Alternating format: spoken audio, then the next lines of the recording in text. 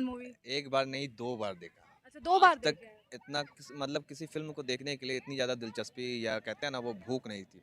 लेकिन जो जवान देखा वो क्या बताऊँ। आपने देखा? जी, मैंने देखा है। कैसा लगा आपको? अच्छी लगी। मतलब क्या लगा इसमें अच्छा? आप बताइए जो मैसेज कुछ शाहरुख खान ने लोगों के लिए दिया हो? 3 मैसेज है। सबसे पहले तो इसमें जो किसानों का दर्द और दुःख और तकलीफ़ दिखाया गया है, वो बेहद ही चिंतनीय है और वो हृदय विदारक वो तस्वीर है कि कैसे किसानों को आत्महत्या करने के लिए मजबूर होना पड़ता है। मतलब सोचिए कि एक किसान उसकी बेटी के सामने उसका उसका धोती खोल दिया जाता है। बैंक के जो ऑफिसर है उनका कसूर क्या था, गुनाह क्या था? बस कि 40,000 का उन्होंने लोन लिया था। 40,000 का लोन लेना उनका गुनाह था। लोन लेते हैं, उसके बाद क्या होता है? आप सोचिए कि उसको ट्रैक्टर का वो ब्याज नहीं चुकता करते, इसलिए उसके ऊपर वो बैंक के ऑफिसर आते हैं, उनको फिर उसके बाद लेकर के उनकी गाड़ी जाते हैं। किस तरीके से वो सीन आप मतलब रोने वाला सीन है और हर किसी की आंखों में आंसू था जब वो सीन देख रहा था जो भी। तो बहुत ही शानदार, जानदार और बेहतरीन क्या मूवी लग है रहा है शाहरुख ये खान का। चुनाव पे असर डालेगी मूवी बिल्कुल, का? उन्होंने शाहरुख खान ने ये मैसेज भी दिया है कि आपकी जो उँगली है वो हर चीज़ में होती है। जब आप दाल खरीदने जाते हैं तब वहाँ होती है, चावल खरीदने जाते हैं तब वहाँ करते हैं आप उँगली। लेकिन आप जहाँ पे करना चाहिए असल मायने में ये जो उँगली है वहाँ आप नहीं करते ये उँगली।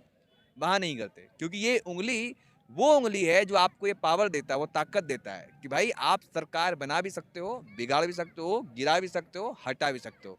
ये लोकतंत्र है। लेकिन आप क्या करते हो बस भेड़-चाल में चल लेते हो, ना मुद्दा देखना है, कुछ नहीं धर्म, जाति, मज़हब के नाम पर आप बह जाते हो। तो जितनी इसलिए बड़ी-बड़ी और मूवी है वो देखिए, कश्मीर फाइल देखिए, केरला स्टोरी हाँ, देखिए। ये बात सही कह रहे हैं आप तो। वही प्रधानमंत्री जी प्रचार कर रहे थे केरला स्टोरी देखिए, जाके कर्नाटक में और मतलब कश्मीर फाइल्स का तो बाज़ाब्ता पोस्टर लगवा रहे थे, सब जगह। क्यों? क्योंकि उसमें नफ़रत थी, हिंदू-मुस्लिम था और हिंदू-मुस्लिम से पता है कि किसको फ़ायदा मिलता है। बहरहाल मैं ये कहूँगा देश के युवाओं से जागरूक हुएँ, देश में हिंदू भी उतनी है, मुसलमान हो, हिंदू हो, कोई फ़र्क नहीं पड़ता। सब एक है, सब एक जैसे हैं। जागरूक होइए, जागिए और शाहरुख खान को मैं बधाई देता हूँ कि ऐसे मुश्किल हालात में, मुश्किल वक़्त में भी जब बड़े से बड़े लोग बोलने से बच रहे हैं, चूक रहे हैं, ऐसे वक़्त में जब सब लोग खामोशी अख्तियार कर लिए, तब शाहरुख खान ने ऐसी मूवी बनाने की कोशिश की है, मेहनत की है। बाकी और लोगों से पूछिए, मुझे बहुत अच्छा लगा, मैं सबको ये कहना चाहूँगा कि इस मूवी को देखिए, बहुत मज़ा आएगा। मतलब एक रियल इश्यू पे मूवी है। आज क्या देखते हैं, बस हिंदू-मुसलमान इधर-उधर की मूवी होती है, लव स्टोरी, मैसेज क्या मिलता है हमको? ये बाज़ाब्ता आपको हक जो लोकतंत्र में दिया गया, उस पे मिलती है। अब बाकी और लोगों से बात कीजिए। भैया चुनाव आ रहे हैं, क्या लगता है कौन आ सकता है इस बार? देखो देश में जिस प्रकार के अभी हालात जो 7-8 सालों से अब नज़र आ रहे हैं, नफ़रत के बीज बोए गए। इन फिजाओं में अविश्वास और डर का वातावरण जो वर्तमान की जो केंद्र की सरकार है, उसके द्वारा पैदा किया गया है। तो जो देश में जो लोग चाहते हैं, मुख्य जो हमारी जो समस्या है, वो हम युवा जो चाहता है वो रोज़गार चाहता है। रोज़गार चाहता है और महंगाई से निजात पाना चाहता है। तो ये जो भावना जो अभी हिंदू मुस्लिम, मंदिर मस्जिद, अगड़ा पिछड़ा, व्यापारी किसान और जनरल से एससी एसटी को लड़ाना, ये जो चीज़ चल रही है, ये चीज़ इसको अब देश पसंद नहीं करेगा, युवा पसंद नहीं करेगा। और जिस प्रकार से जो अभी मूवी जो बनी है जवान, शाहरुख खान जी ने बनाई है, वाकई में आपने निश्चित। देखी है जवान? जी बिल्कुल देखिए। और उसमें वाकई में जो हमारी जो मूलभूत समस्या है, शिक्षा, स्वास्थ्य, रोजगार, विकास, ये चीज़ होना चाहिए और सरकारों का दायित्व बनता है कि इन पे फोकस करें। वर्तमान की जो सरकार है, वो इनसे सारी चीज़ों से, मूलभूत समस्याओं से ध्यान हटाकर डाइवर्ट करना चाहती है। तो ये चीज़ नहीं होना चाहिए। तो आप क्या चाहते हैं? आप बदलाव चाहते हैं? जी बिल्कुल बदलाव चाहते हैं, क्योंकि लगातार हम देख रहे हैं जो चीज़ जो पिछली जो सरकारें रही है, उनने वो चीज़ें ख़त्म करके रोटी कपड़ा मकान, बिजली सड़क पानी, और लोगों में जो भेद था, जो जाति धर्म मजहब का भेद था, वो इंसानियत और मानवता जो पैदा करी और उसको कायम रखने के पिछली सरकारों ने काम किया। जो विगत 7-8 साल से जो सरकार देश में है, वो नफरत के बीज बो रही है। कह रहे सब बढ़िया चल रहा है क्या? तो कह रहे नहीं, नहीं, कोई बढ़िया नहीं चल रहा, सब लोग परेशान। आप देखिए पूरे देश में महंगाई से, बेरोजगारी से, अन्य अत्याचार हो, छोटी-छोटी बच्चियों के साथ गैंग रेप हो रहा है, बलात्कार हो रहे हैं, बड़ी-बड़ी घटनाएँ सिर्फ़ मंदिर मस्जिद के नाम से लोगों को लड़ाया पहले डर। की सरकारों में भी तो होते थे बलात्कार। नहीं, नहीं, वो नहीं, उसका रेशा बहुत बड़ा है, डर लोगों में, अपराधियों में डर खत्म हो गया है। और जो वर्तमान सरकार है, वो अपराधियों को संरक्षण दे रही है। आप देखिए, भले यूपी में देख लिए, बिहार में देख लिए, दिल्ली में देखिए, व एमपी, राजस्थान, छत्तीसगढ़ में लगातार इस प्रकार की घटनाएँ बहुत ज़्यादा बढ़ रही है। जातिवाद का ज़हर बहुत ज़्यादा निचले स्तर तक घोल दिया लोगों में, नफ़रत के और अविश्वास और डर के वातावरण बना दिया है। विपक्ष का कौन सा नेता है जो देश संभाल सकता है? देखो विपक्ष में जो अभी राहुल गांधी जी है, देश में उनने अभी कन्याकुमारी से कश्मीर तक नफ़रत छोड़ो, भारत जोड़ो की बात जो अगर करी है, वो राहुल गांधी जी ने करी है।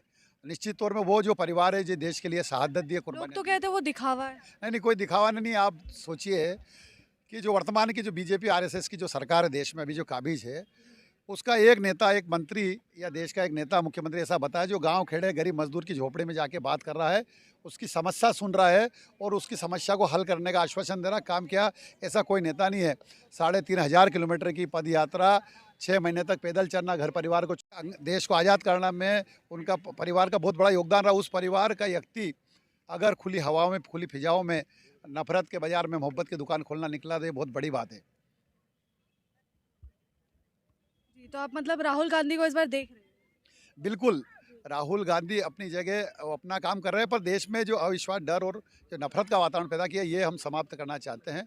और मुख्य देश की और सरकारों का जो मुख्य कर्तव्य, जो भाव होना चाहिए, वो विकास का होना चाहिए, रोजगार का होना लोग चाहिए। तो ये कह रहे हैं राहुल गांधी अभी देश संभालने के लायक नहीं है। नहीं नहीं नहीं, ऐसा नहीं है। अगर नहीं है तो पूरा, अगर राहुल गांधी अगर कोई बात करता है, सरकार पे कोई क्वेश्चन खड़ा करते हैं, तो क्यों बीजेपी, नरेंद्र मोदी, पूरी अमित शाह, पूरी सरकार राहुल गांधी जी के पीछे लग जाती है? एक अकेला जो राहुल गांधी जी है, वो जो आप देख रहे हैं, जितने भी विपक्ष की पार्टियां पूरे देश की, सबको एकजुट किया गया है, उसका नाम इंडिया, भारत दिया गया है।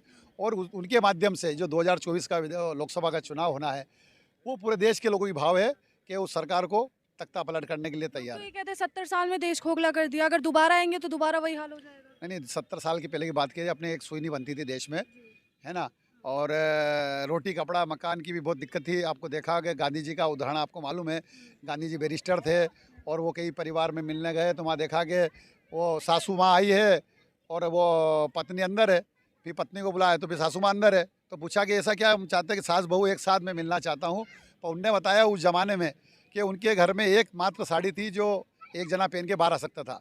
तो जब गांधी जी को लगा कि देश की हालत ये है कि यहाँ पहनने के लिए कपड़े नहीं है, तो उनने उसी वक्त अपना जो बैरिस्टर के जो कोट पैंट टाई थे, उसी दिन उनने छोड़ा और वो वापस धोती, एक लंगोट में आदरणीय गांधी जी ने काम किया। सबसे पहले रोटी कपड़ा मकान की व्यवस्था करी, शिक्षा स्वास्थ्य रोजगार की बात करी। जो देश का जो पूरा वातावरण देख रहे हैं आप, ये मोदी राहुल जी तो गांधी कहते हैं कि 2 करोड़ से ज्यादा रोजगार दे दिए। कोई रोजगार नहीं दिया, किसी को रोजगार नहीं मिला, सब बेरोजगार हुआ रहे। कोरोना काल में आपने देखा, आपके माध्यम से पूरे देश ने देखा, ऐसा भयानक वातावरण कभी नहीं बना। कई लोग बेगुनाह और सही सरकार की मदद के बिना कई लोग, लाखों लोग बेघर हो गए और मर गए। चलिए, धन्यवाद।